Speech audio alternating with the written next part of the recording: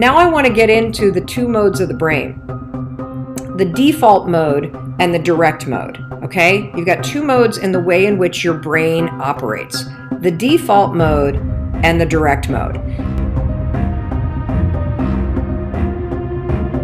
So default I call autopilot. That's like when your thoughts drift. It's when you're on autopilot. It's when you go through your day without even thinking.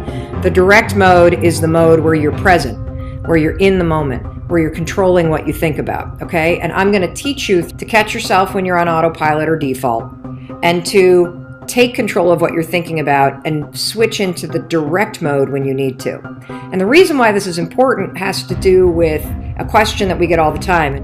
What can I do to teach myself to stop thinking worst case scenarios when it comes to making changes in my life? How many of you can relate to that?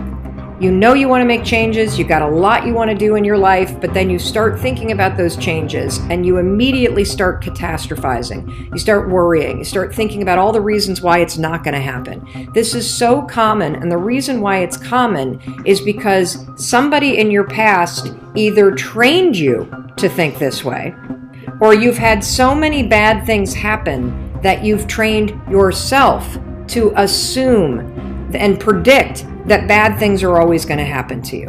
And that is a terrible, terrible way to live your life. And I know a lot of you do. And so we want to change that. And the reason why it's a terrible way to live your life is because there will be bad things that happen. There will. It's a fact of life. But if you are constantly allowing your mind to default to thinking that bad things will happen, or thinking that you're out of shape, or thinking that you're a loser, or thinking that you're not worthy, or thinking that things aren't going to turn out, it becomes your default mode of thinking.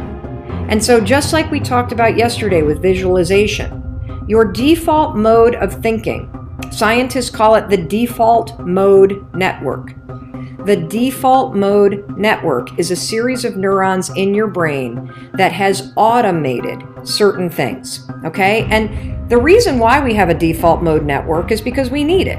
When you learn how to do things on default, you can do them without thinking. Very important for you so that you're not taxing your brain all day.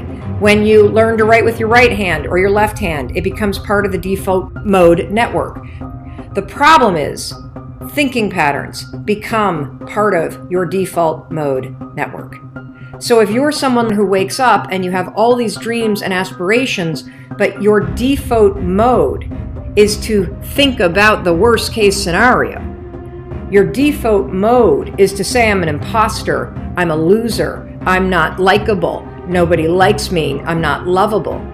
It has become part of your default mode network.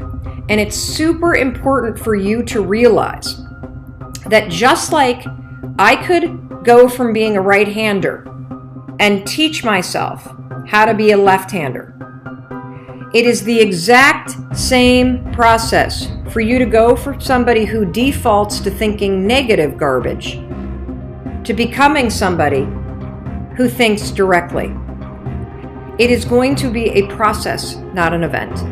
It is going to require you to switch out of the mode where you automatically grab the pen with your right hand and you direct your thoughts to deliberately grab this pen with your left hand.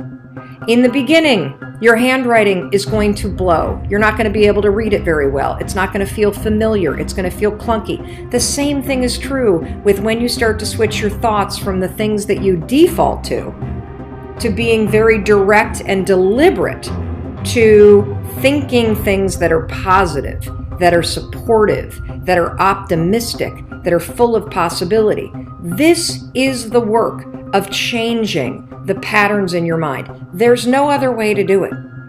Now, a couple things I want you to do today.